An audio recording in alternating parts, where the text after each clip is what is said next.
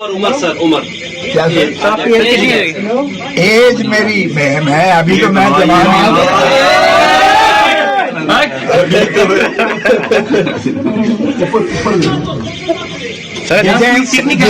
जितनी मेरी कौम की मुल्क की जितनी उम्र है उतनी ही मेरी उम्र है। अभी तो कहते हैं ना ये मुल्क भी नौ। खौसा साहब ये पानी वो स्ट्रा के दिया आ रहा है, वो स्ट्रा दे रहे हैं।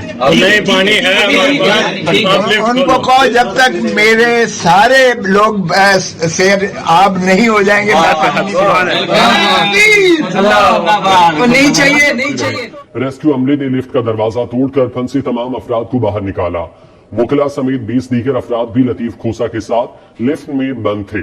इस्लामाबाद हाईकोर्ट की लिफ्ट में फंसे लतीफ खोसा को निकाल लिया गया। सरदार खोसा साहब बाहर आ रहे हैं। आधे घंटे से लिफ्ट के अंदर बंद थे, लेकिन आखिरकार उनको निकाला गया बाहर।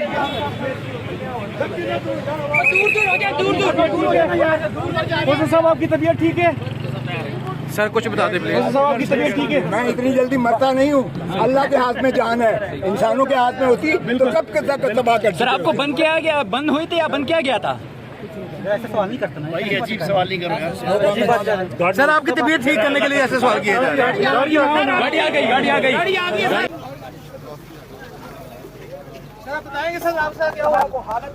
सर आप आपकी तबीयत कुछ बेहतर हुई है?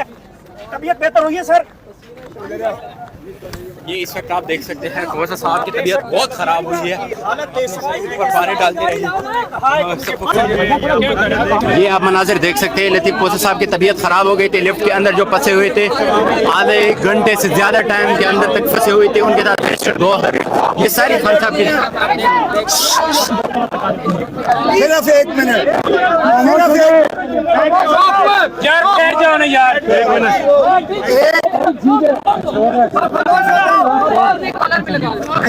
एक घंटे से ज्यादा लिफ्ट में बंद कर। एक हफ्ते में लिफ्ट में, एक घंटे में लिफ्ट में बंद होकर जो हमने सफोकेशन, जो हमने एक घंटे की सफोकेशन एक लिफ्ट में महसूस की है। 25 करोड़ अवाम 16 महीने से ये सफोकेशन देख रहे हैं। एक काला कोट रह गया था जिसकी आवाज को बंद नहीं कर सकते थे, आज वो भी कोशिश कर ली। हम मरने से बच गए, वरना आपके सामने जो अशर था। लेकिन ये गलत फहमी में है कि इस तरह से वकला के ये अज़्म को मार देंगे। मैं भले मर भी जाता तो भी ये काला कोट जो है जिंदा रहता इंशाअल्लाह। ये आईन की बालादस्ती, ये कानून की हुक्मरानी, ये पाकिस्तान की अजमत, ये जमहूर का हक, ये हमेशा